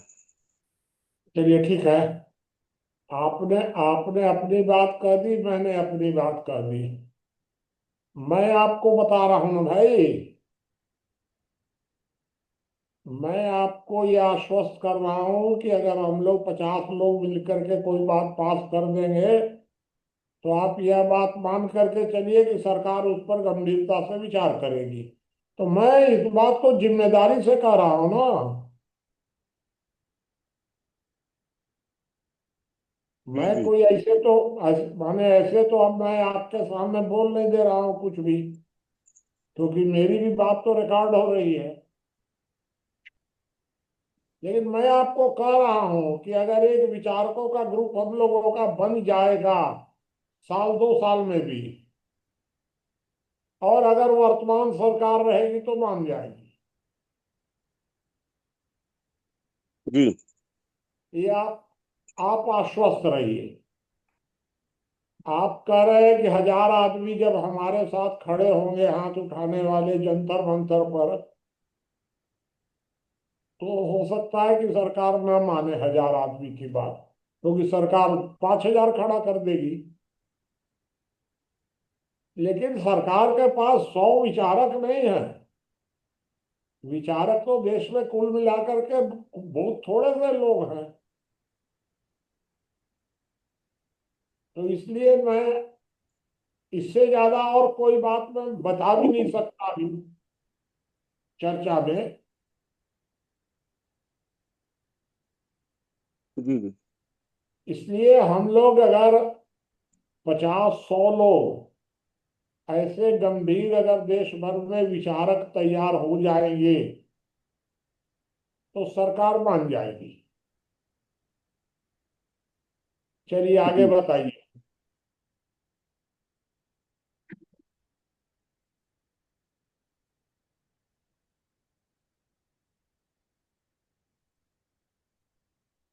कोई बात किसी को और कहनी है तो बताइए, नहीं तो समाप्त भी कर सकते हैं आप।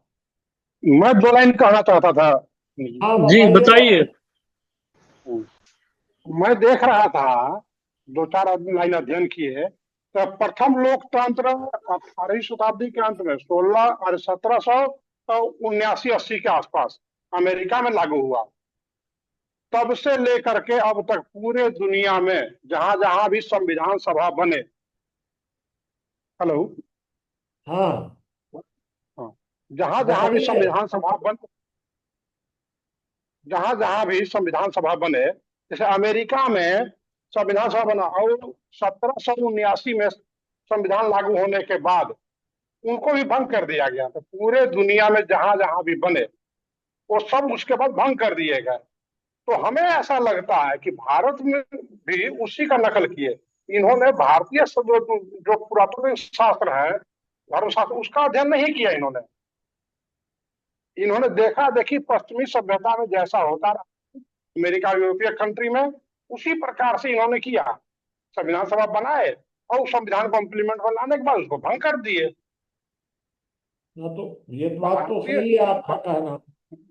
हाँ, क्योंकि मैं भारत देख पा रहा हूँ कि पूरे दुनिया में कहीं भी जो संविधान सभा बना वो जीवित नहीं है, सब जगह को उसको डेड कर दिया गया, मतलब भंग कर दिया गया। तो एक बात आपको ये बताएं कि जो जहां जहां लोकतंत्र पहले शुरू में आया था वहां जी संविधान सभा की जरूरत नहीं थी, क्योंकि छोटे छोटे देश थे।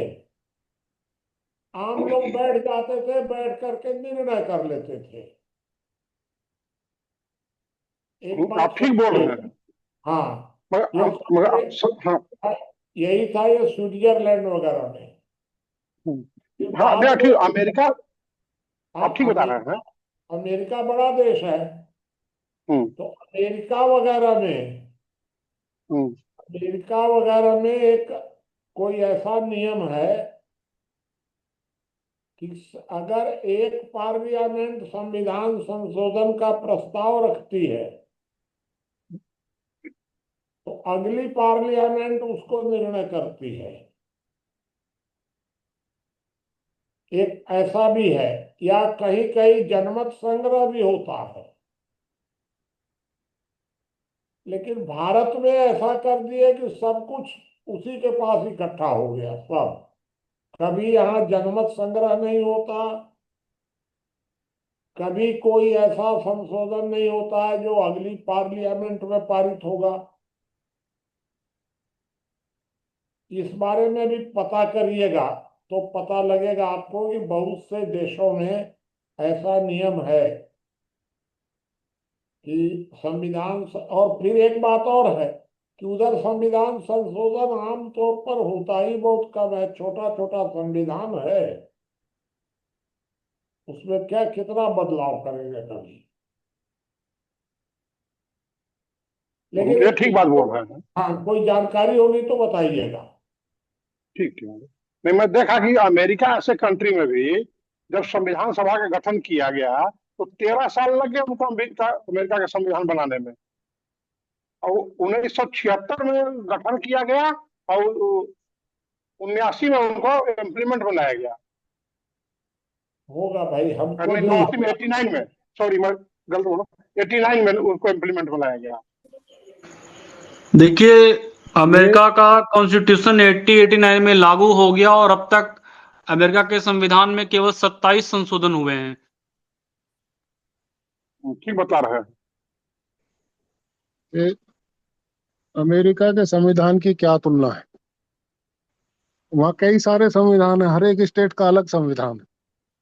जी फेडरल जी संविधान जो है वो एक अलग मामला है। जी जहां तक एक मोटी बात आपने कही कि संविधान सभा डिजोल्व कर दी गई, अभी तक दुनिया में जिस लोकतंत्र के आने की बात हम कर रहे हैं वो आया ही नहीं है। असल बात यह है, लोकतंत्र भी शक्ति केंद्रीकरण के सिद्धांत पर ही आधारित है।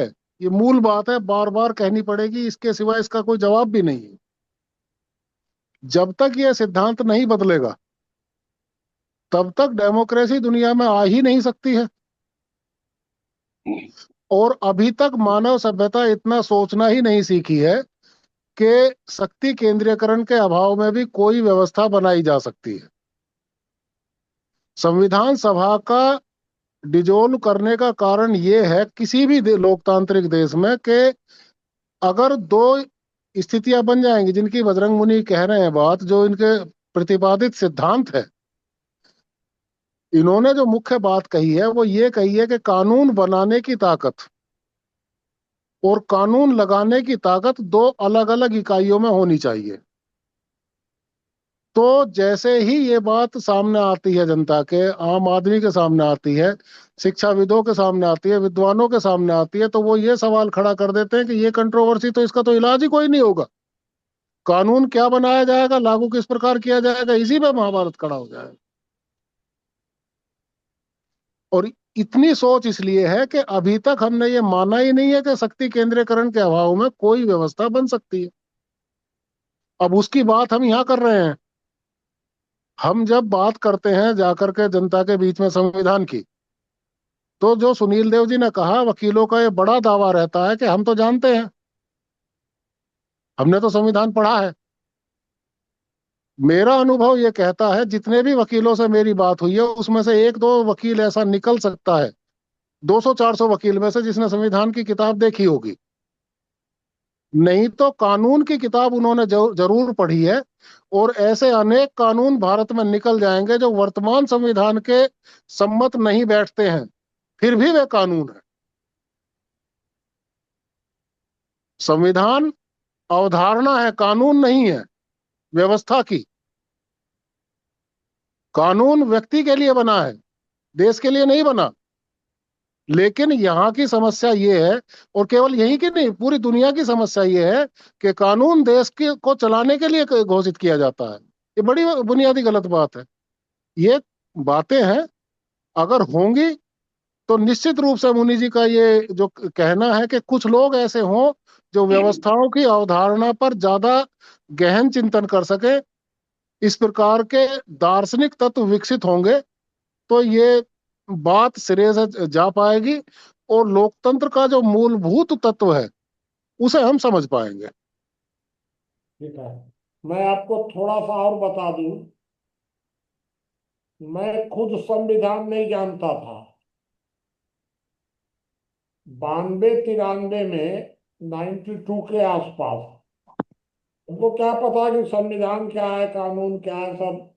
मैं भारतीय जनता पार्टी का डिस्ट्रिक्ट प्रेसिडेंट, मुख्यमंत्री और मंत्रियों के साथ रहने वाला हमेशा।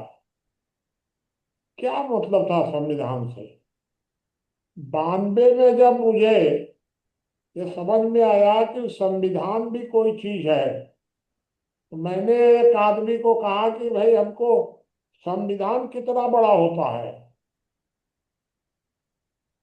तो उसने बताया कि संविधान तो कोई बहुत बड़ी चीज होती होगी, तो उसमें तो कई हजार रुपया लगेगा मंगा खरीदने में। तो मैंने अपने सीपी त्रिपाठी, चंद्रिका त्रिपाठी वकील साहब से पूछा,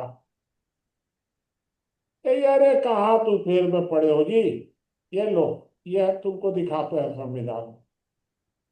और उन्होंने हमको एक तो किताब दे दी, करीब 1000 पेज की होगी। थोड़ा थोड़ा मैं पढ़ा तो समझ में कुछ नहीं आया। फिर मैंने अपने एक स्टाफ को भेजा कि जाके तुम संविधान खरीद के लाओ तो इलाहाबाद से, जो पैसा लगेगा हमको बताना। तो वो संविधान की किताब खरीद करके लाया और वो 10 रुपया में आ गई। अब आप समझ लीजिए संविधान। फिर जो संविधान की किताब आई वहां से अंग्रेजी में, तो मैं कहा ये तो अंग्रेजी है भाई, हमारे बस का ज्यादा नहीं है। तब मैंने एक आदमी को फिर बुलाया बनारस से या कहीं से, उन्होंने आकर के हमारे घर में रह करके महीने 2 महीने रह करके उन्होंने हिंदी अनुवाद किया और मैंने उसको छपवाया, उस संविधान की किताब को हिंदी में, और उसको मैंने बांटना शुरू किया 10-10 रुपया में। और जब मैं गुना गया कोर्ट में, डिस्ट्रिक्ट कोर्ट में, तो वहां के वकीलों ने कहा कि हम लोग संविधान देखे ही नहीं है, न हिंदी का न अंग्रेजी का। वहां के वकीलों ने खरीदा, और आपको ताज्जुब होगा कि वहां के डिस्ट्रिक्ट जज ने भी खरीदा 10 रुपये का की किताब हमारी। तो जो नरेंद्र जी जो बता रहे हैं वो मेरे जीवन की घटी हुई घटना है ये। और फिर तो हम लोगों ने फिर संविधान पर पूरा सम्मेलन आयोजित किया, और आज मैंने लिखा है कि जो हम लोग संविधान में वहां विचार मंथन करते थे, 15-15 दिन लगातार बैठते थे, 15 दिन 12 घंटे। और उसमें से अभी जीवित हैं तो एक तो आपके अर्पित आनंद जीवित हैं अभी, एक एम.एच. पाटिल कर्नाटक वाले वो भी बैठते थे, एक अमरनाथ भाई भी बैठते थे, एक अब आपके बीच में बैठे हुए हैं बहादुर सिंह जी, ये भी 15-15 दिन बैठते थे रामानुजगंज में। जयशंकर जी बैठते थे तेतरी वाले। ये लोग बैठते थे और 15 दिन 10 दिन बैठ बैठ करके, और कई बार बैठ करके हम लोगों ने संविधान पर बहस की है वहां रामानुजगंज में। उसमें से अभी ये 5 लोग तो अभी हमको दिख रहे हैं जीवित, और बाकी तो कई 100 लोग मर गए, और सब बड़े बड़े लोग आते थे। चलिए मैं आपको एक बात और जानकारी दे दूं कि जो संविधान मंथन में जब वो लोग वहां बैठते थे, उनमें करीब करीब आधे लोग गांधीवादी थे और आधे लोग संघ के लोग भी थे।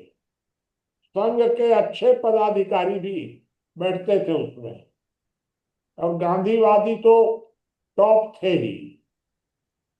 और ये दोनों गुटों के लोग एक साथ बैठते थे, और बहादुर सिंह जी समाजवादी थे और कुछ और भी थे समाजवादी विचारों के लोग उसमें।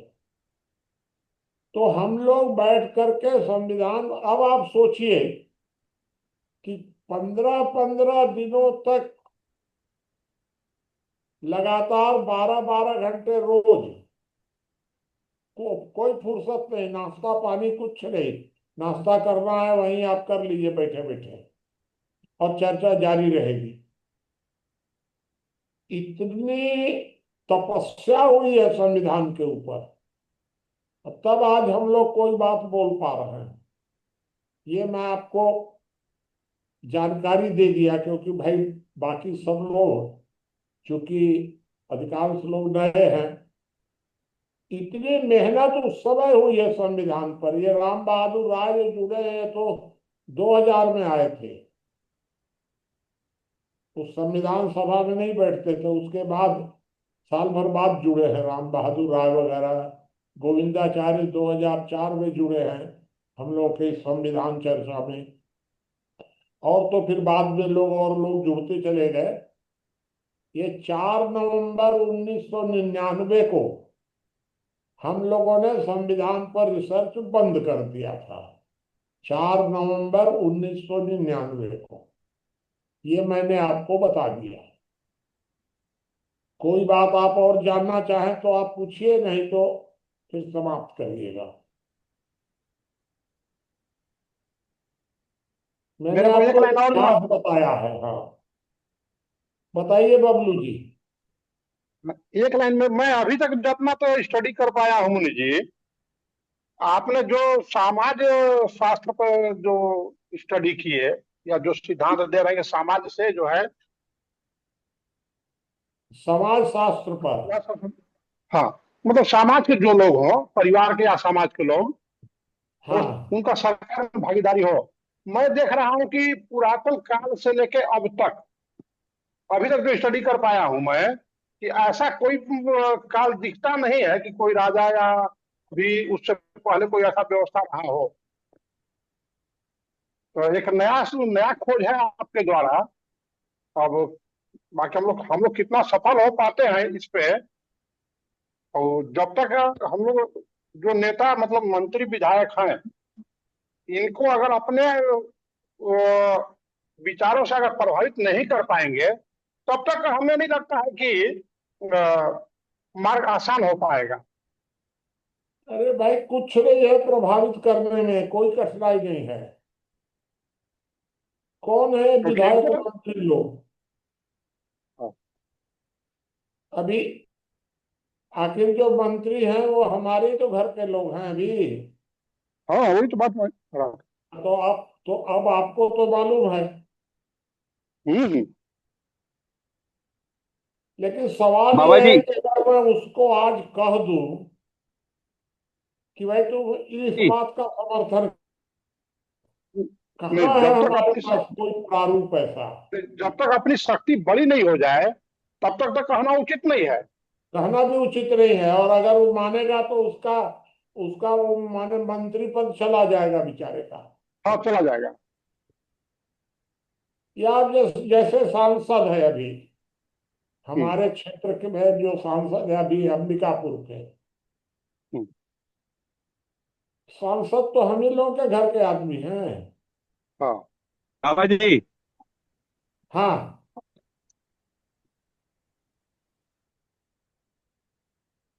मैं आपको एक एक घटना और बता दूं। मैं जब चला गया दिल्ली, दिल्ली चला गया तो नक्सलवादियों के अंदर डर खत्म हो गया रामानुजगंज का। जब तक मैं था नक्सलवाद खत्म हो गया था। फिर नक्सलवादियों ने हमारे परिवार पर दबाव डाला। नक्सलवादियों ने कि पैसा दीजिए। परिवार के लोगों ने हमसे पूछा क्या करें। मैंने यहाँ के गृह मंत्री से पूछा कि भाई तुम गृह मंत्री हो, बताओ तो हम लोग कैसे करें। गृह मंत्री ने कहा कि देखिए बाबा जी, दे लेके किसी तरह से झगड़े से बचिए, कोई उपाय नहीं है इस सबका। नहीं, एक तब प्रसंग मैंने मेरे अपने संज्ञान घर में है। वालों को, एक हाँ प्रसंग जी, मेरे तब संज्ञान में है मैंने आपके यहाँ। तब मैंने अपने घर वालों को कहा कि और कोई उपाय नहीं है, चलो ठीक है। तो फिर उन नक्सलियों से कुछ बातचीत करके चलिए निपटाया गया, जैसे भी हुआ। नहीं, एक बार ही हुआ मुनि जी। एक बार आपके यहाँ पर्ची ये लोग जो है आड़त में फेंक के गए थे, चस्पा करके। दोबारा कभी इनका सरगर्मी नहीं समझ में आया हमें तो।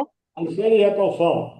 चलिए, हम्म। अगर आप अगर कोई ऐसा टकरा गए किसी दादा गुंडे से, मान लीजिए बड़ा भारी गुंडे से आप टकरा गए और आप मेरे से कहिएगा कि हमारी मदद करिए, तो मैं तो नहीं कर सकता हूँ। ठीक ठीक। मैं तो यही कहूंगा कि तुम बिना मतलब के टकरा गए हो।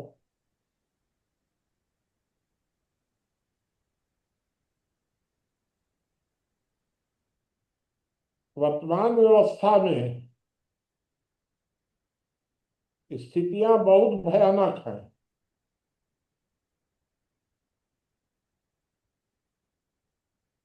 चलिए, किसी को और कोई बात है कि समाप्त करावें? बाबा जी, वर्तमान संविधान के सभी बिंदुओं पर आपने मतलब अध्ययन किया, चर्चा हुई वर्तमान मतलब उस पर भी? वर्तमान मतलब समाज हमारे के वर्तमान क्या? संविधान पे रामानुजगंज में चर्चा हुई है सभी बिंदुओं पर? हाँ हाँ, रामानुजगंज में चर्चा हुई है सब बिंदुओं पर। रामानुजगंज में ही प्रयोग भी हुआ है पूरा। लोक स्वराज्य का जो पहला प्रयोग पूरे दुनिया में, मैं आपको भारत का नहीं बता रहा हूं, वर्तमान दुनिया में लोक स्वराज्य का प्रैक्टिकल रामानुजगंज में हुआ है। नहीं, मैं लोक स्वराज का नहीं बोल और रहा हूँ, वर्तमान संविधान का जो है उसके प्रस्तावों पे चर्चा हुई हाँ, है। जी, वर्तमान संविधान जो बना उसका हम लोगों ने प्रस्तावित संविधान बनाया। फिर हमारे सारे लोगों ने मिल करके, गांधीवादियों ने भी, संघ वालों ने भी, दोनों ने मिल करके कहा कि इसको कहीं प्रैक्टिकल करिए।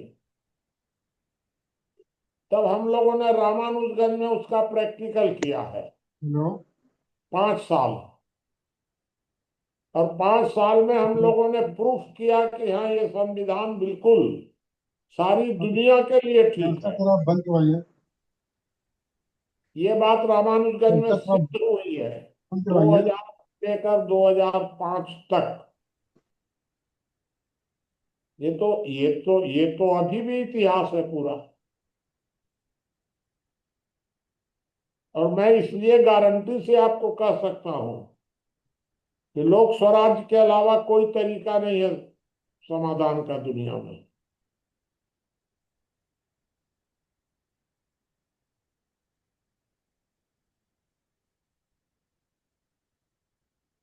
अब ब्रजेश जी, आप समाप्त भी कर सकते हैं।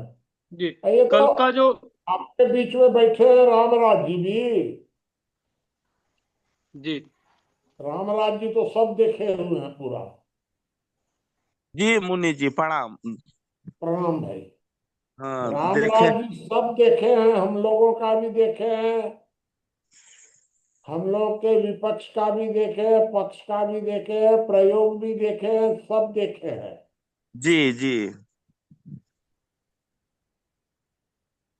और बहादुर सिंह जी तो रहे ही हैं साथ में। जी, ऋषिपाल बहादुर वगैरह सिंह सब जी को आप रहे हैं। लोग शायद नहीं जानते होंगे। बहादुर सिंह जी के बड़े भाई मिनिस्टर थे वहां। जी यानी संभल में या बदायूं में उस समय मिनिस्टर थे। जी चलिए, कल का विषय जो है वो 22/14 से लेके 22/16 तक रहेगा।